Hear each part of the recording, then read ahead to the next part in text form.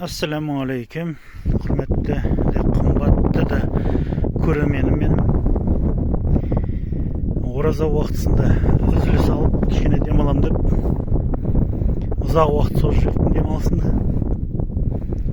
Бүгін мына маусымның июньнің 24-і. Бізде осындай қуанышлық болып жатыр. Көктемде жауындар болмады. Болса да аз болды өте. И уақытлы болған жоқ. Сол себептен шөп көтерілмеді. Шөп көтерілмей, мына қазір жаз енді басталса да, шілде енді ертең шілде кіреді, Құда қаласа. Бірақ бізде шөп жоқ деген деймін жерде. Бірақ Аллаға шүкір әйтеуір малдың көзімен бір нәрсе тауып, бір нәрсе жеп жүр ғой. Біздің көзімен жоқ болғанымен малға бар ғой. Жер тықыр болса, мал семіз болады дейді. Иншалла сол рас болсын. Қазағын сөйтіп айтқан.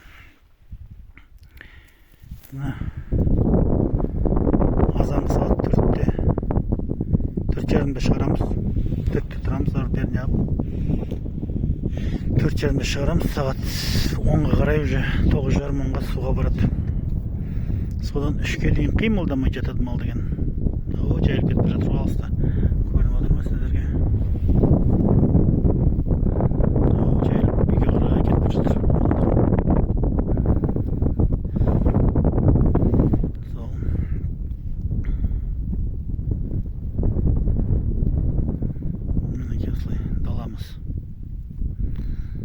Сарғайып.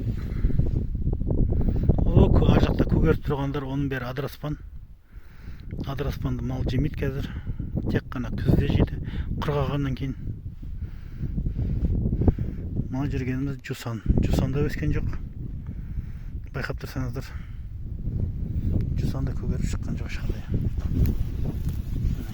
Жусан деп. Қыстың күні мал не жейді білмейміз енді. Көреміз ғой. Бұйырғаны болады. Осылай қиыншылықтар болып жатыр бізде.